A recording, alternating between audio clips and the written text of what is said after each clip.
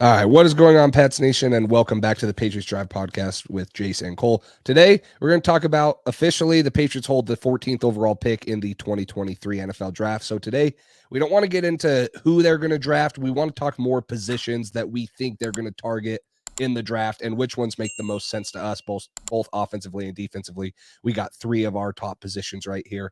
So let's jump right into it. The first one that we're going to get into is the wide receiver position, and there's going to be a lot of talk about trades, but Cole, why do you think the wide receiver position is so high up there for the Patriots to potentially draft in the first round? Yeah, so just to clarify, we're going backwards to forward. So we're going to go, this is our number 3, then we're going to go 2-1 as far as positions go. So I have this at number 3. I know you agree here. And I think some people might think wide receivers should be higher up the list at maybe 1 or 2. But I just think as far as this offense goes, you want to find out what Mac Jones has right now. Go get a veteran guy who can do it.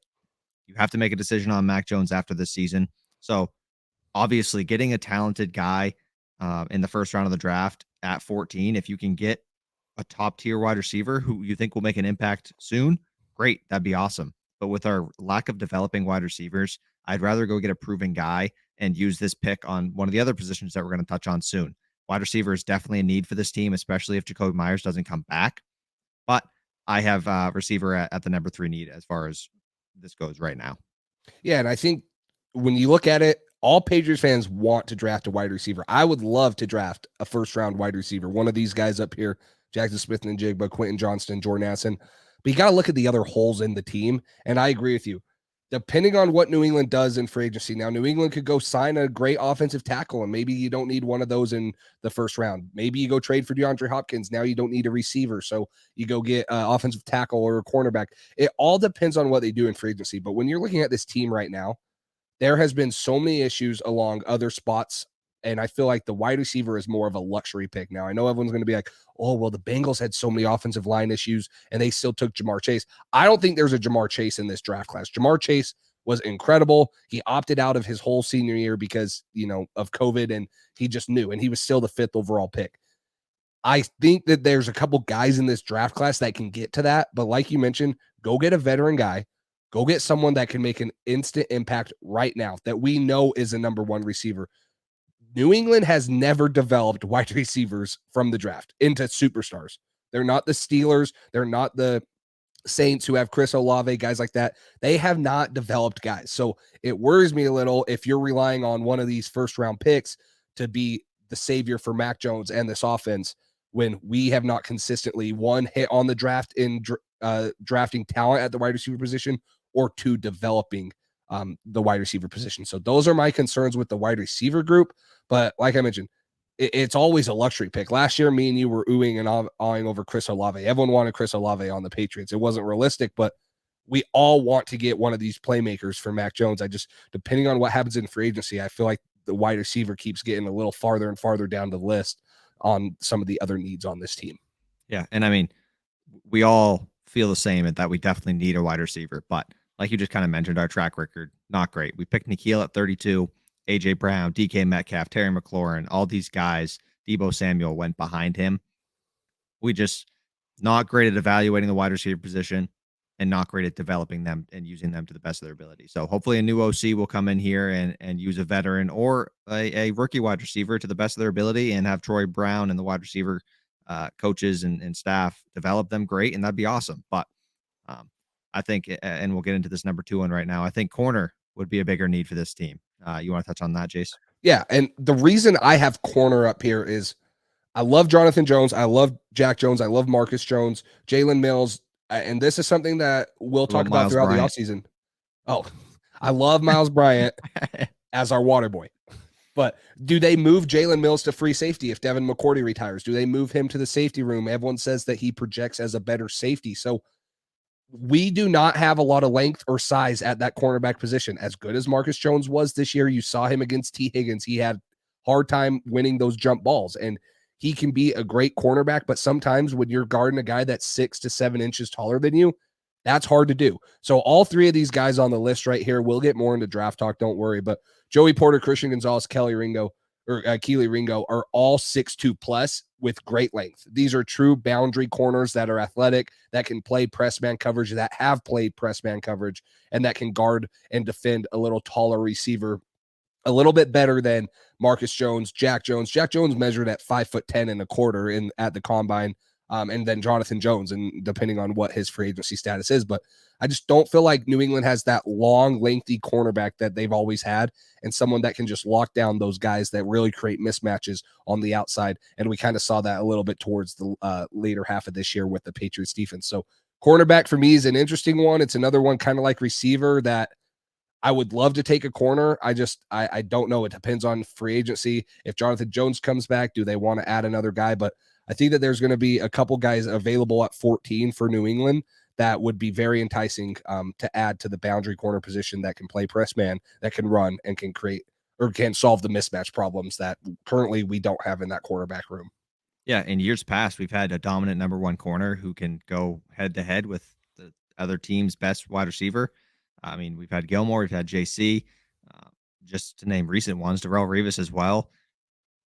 This would be a great opportunity to add that. And if one of these guys can become that top outside big boundary corner, you can throw him on a guy like Jamar Chase, T. Higgins, Stephon Diggs, some of these good receivers, and trust him one on one. Usually, our defense gets coverage sacks because our coverage is doing great, and then the pass rush gets to the quarterback eventually. This year it was the other way around. We generated great pass rush between Judon and Uche and Barmore up the middle when he was healthy. We had a great defensive line, and if you can keep that defensive line giving the same amount of pressure and add an elite boundary corner who has size to him, and then if you bring back Jonathan Jones and Jalen Mills maybe plays at either corner or swings to safety, I'm gonna feel a lot better about this secondary because I thought they played really well, way better than we expected this season. And if you can add a talent like one of these three guys who is a bigger body play style, that would be incredible, and that would definitely transform our defense to the next level.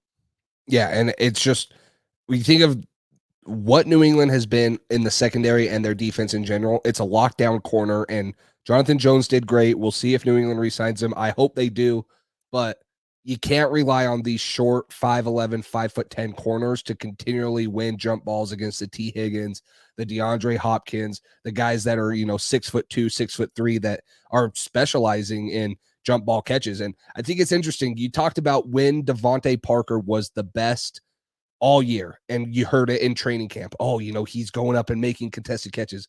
Who is he going against? He's going against shorter corners. So when you put Devontae Parker, guys like that can go up and make the contested catch on 5'10" corners, and it's not just 5'10", it's shorter arms, it's shorter wingspans, it's shorter everything. It's the length that these guys lack that is the knock on them. And so adding a guy like this is just a huge threat to the offense. It shies away from throwing those jump balls, and if they do, they're a lot more likely to go and bat them down and not let guys box them out for easy touchdowns. So cornerback is our number 2 right here, and then getting into our number 1, I'll let Cole start this off. But offensive tackle, I think that it's the most obvious one right here for all Patriots fans. Yeah, offensive tackle. The offensive line was horrible this year, and I mean, McDermott on the right side, I thought he held up pretty well after Isaiah Wynn was out, but Isaiah Wynn's going to be gone. I think if you bring McDermott back as like a backup, I think he was serviceable. Trent Brown, he was not great.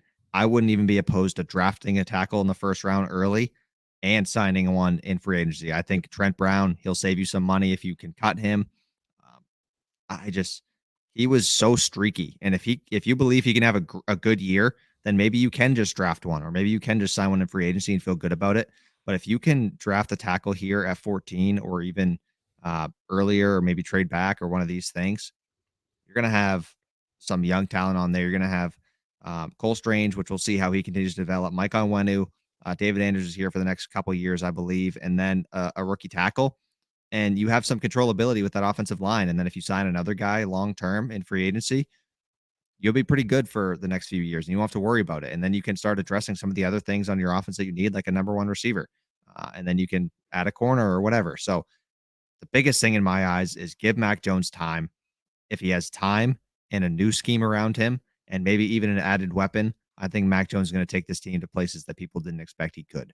I really do. I think he's a good player. I just think he needs time in the pocket and a good system and scheme around him with some weapons. and let this dude cook. So I think this is definitely the top need for this team this offseason. Yeah, and we saw Mac Jones get hurt this year. He sat out 3 games. We don't want to see Mac Jones continuing to take these big blows. I was impressed with him his rookie year, stepping up into pressure, still delivering the ball. But Tough. He's a tough kid. You just don't want to see your second going into his third year quarterback continually taking blow after blow and stuff like that.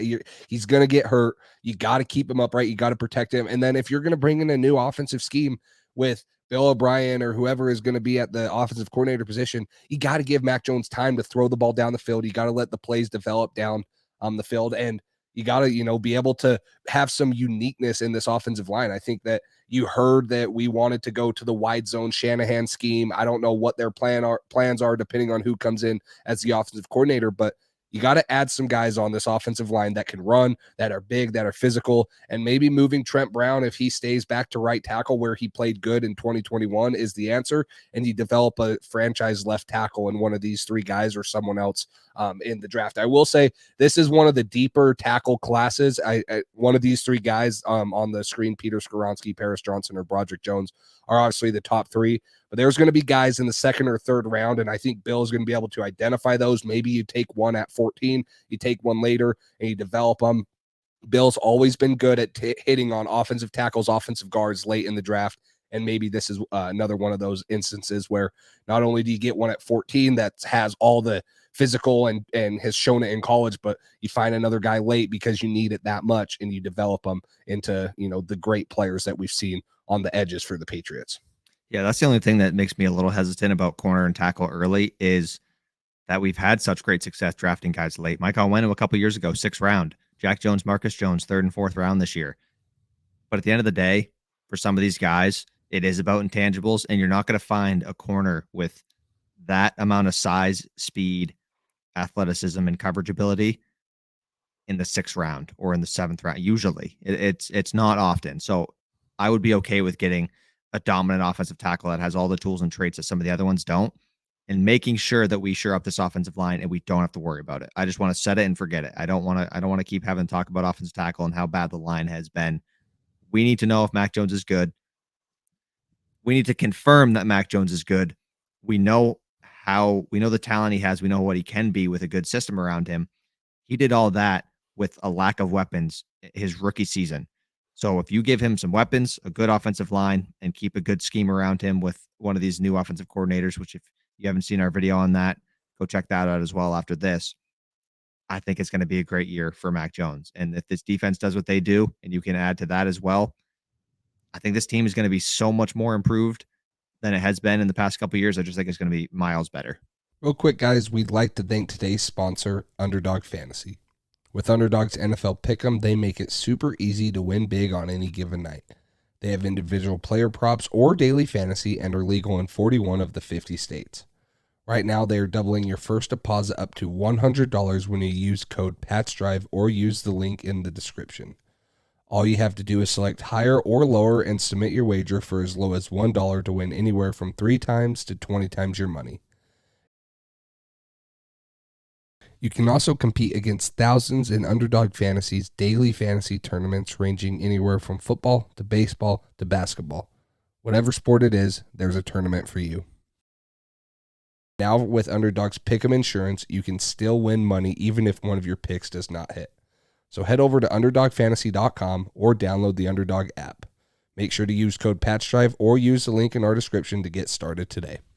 Yeah, and the last thing that we kind of want to talk about, because you can't talk about a New England Patriots draft without talking about the possibility of a trade down. And 14th is the highest New England has drafted in a long time. 15 when they got Mac Jones 2 years ago was the closest thing to it, obviously, and now they're at 14. So the possibility of Bill Belichick identifying talent, moving down, and still selecting one of these guys at maybe 20 while gaining another top 100 pick in the draft, whether it's a 3rd or 4th round, it is definitely in the cards. And the more and more I get into drafting and, look at the Patriots pick, the more I don't hate trading down as long as you still get talent for your spot. Now, if you trade down and all these guys that you want, that you need on your roster are just not there, it's stupid. If you trade out of the first round, I think it's dumb.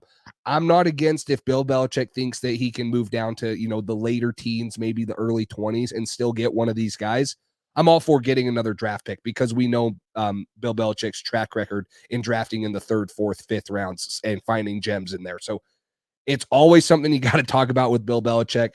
If it were me, I'd like to see him stay at 14 and take one of these guys where we know for sure you're going to get an instant impact dude and one of these guys. But if trading down is the route to go, it's something that I'm willing to accept at least more and more every year that I get into the draft and realize top 100 picks are very valuable. I think what would be most exciting for me as far as the trade down scenario goes is if you're trading down to acquire more assets to make a trade for a guy like a DeAndre Hopkins. So if you give up a future first round pick for DeAndre Hopkins, or if you give up like a second this year and a third next year, and you trade back in the draft and you recoup some of those assets, I think that's a great way to do it. And then if you can still find one of these tackles or corners a little bit later if they're falling, or wide receiver would be less necessary if we if we traded for DeAndre Hopkins. But if you can find one of these corners or tackles a little bit later in the first round and you can trade back and acquire assets to get a guy like DeAndre Hopkins, I think that'd be a great solution to a lot of our issues here. Still get a first round tackle or corner, and you get an elite number 1 receiver. I think that solves a lot of problems right there.